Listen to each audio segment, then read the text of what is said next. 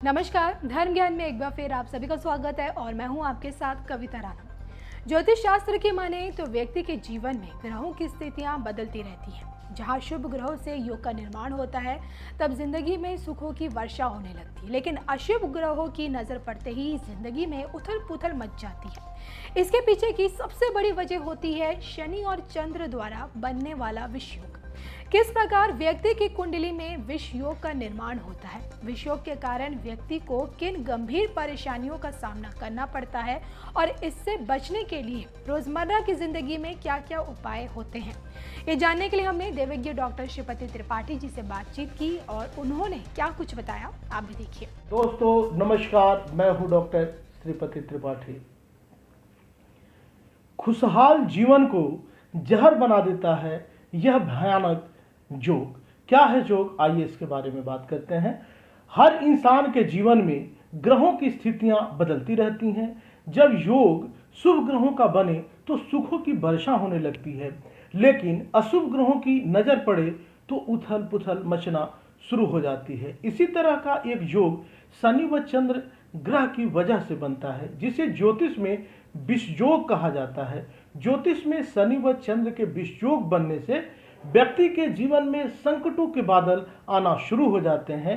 इस योग से पीड़ित व्यक्ति शारीरिक पर बीमारियों, भ्रांति, कर्ज, अपमान, दुर्घटना जैसी स्थितियों का सामना करता है और हर वक्त परेशान रहकर अपने जीवन से दुखी हो जाता है। दरअसल जब जातक की कुंडली में क्रूर ग्रह शनि और शांति के ग्रह चंद्र की युति या दृष्टि बने तो विष योग का निर्माण होता है और हंसती खेलती जिंदगी दुखों से जहर के समान प्रतीत होने लगती है।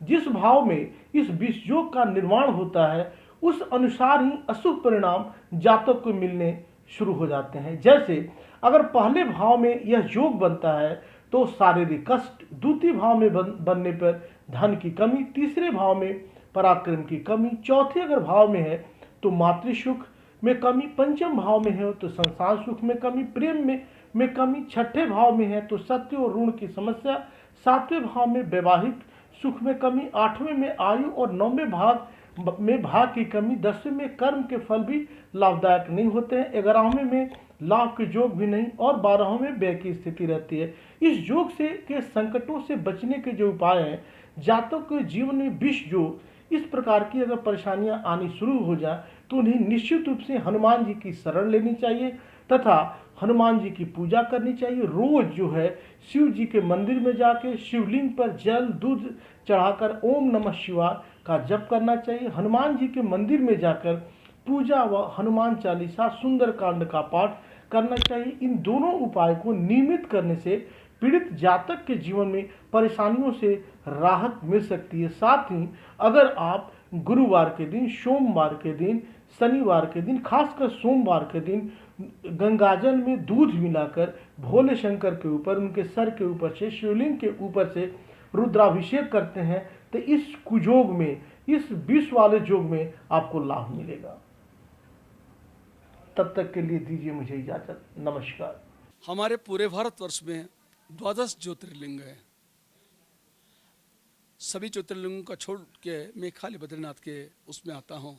हिमालय तो केदार है, ऐसा स्कंद पुराण करते हैं कि उन 12 ज्योतिर्लिंगों में जो 11वां ज्योतिर्लिंग है वो केदार है। तो समस्या ये थी, अगर केदार ज्योतिर्लिंग है तो जहाँ भी ज्योतिर्लिंग है वो भगवान शिव जी के हैं। उन शिव जी के ज्योतिर्लिंग में भगवान नारायण कहाँ से टपक पड़े? और फिर लिखा वैकुंठो अष्टम साक्षात श्रेष्ठो बद्रिकाश्रम। इन भू वैकुंठों में भी कोई वैकुंठ है तो बद्रिकाश्रम है। उन्होंने केदार को नहीं बोला। ऐसा क्यों हुआ, उसका थोड़ा सा आपको हम वर्णन कर देते हैं। पहला तो ये है, ये भूमि भगवान शिव जी की थी और देवताओं की ये प्रार्थना हुई, हे नारायण, सतयुग में आपके दर्शन हुए तो चतुर्भुज रूप में हुए। त्रेता युग आया तो फिर भगवान का रामावतार हुआ। छोटे अन्य अंशावतार, कला अवतार, युगावतार बहुत हुए, लेकिन छोटे हुए, उनमें रामावतार सबसे बड़ा था। रामावतार अगर हो गया तो त्रेता में जिन लोगों ने जन्म लिया होगा उन्होंने भगवान श्री राम को देखा। त्रेता भी गया, तब आया द्वापर। तो द्वापर में लिखते हैं भागवतकार कि कृष्णस्तु भगवान स्वयं।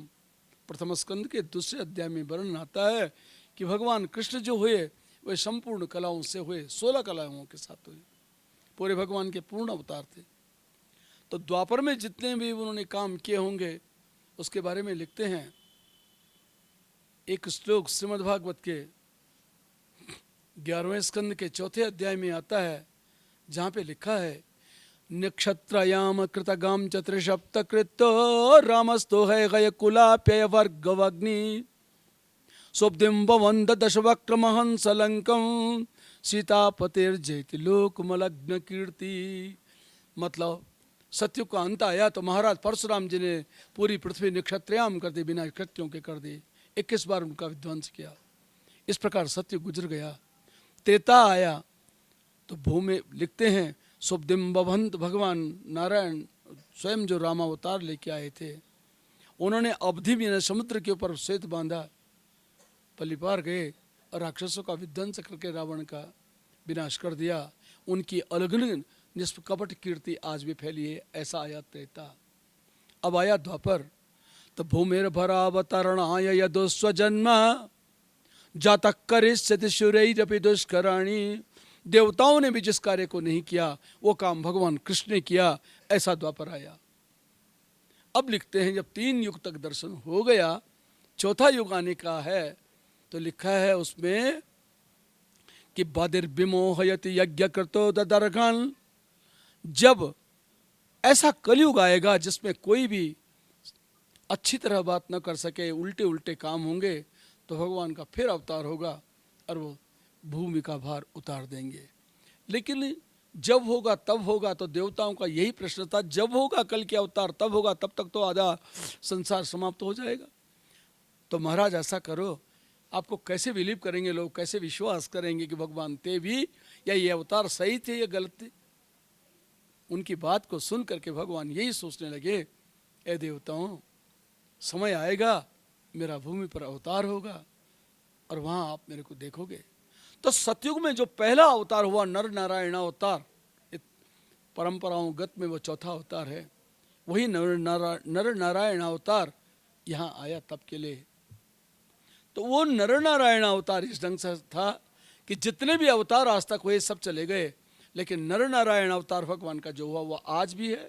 योद्यापि चाष्टमुनि वर्ज्य सेवितांग्री, श्रीमद्भागवत के 11वें स्कंद के 4थे अध्याय में 10वें श्लोक में ये वर्णन आया, वे आज भी यहाँ पे निर्द्वंद होकर तप कर रहे हैं।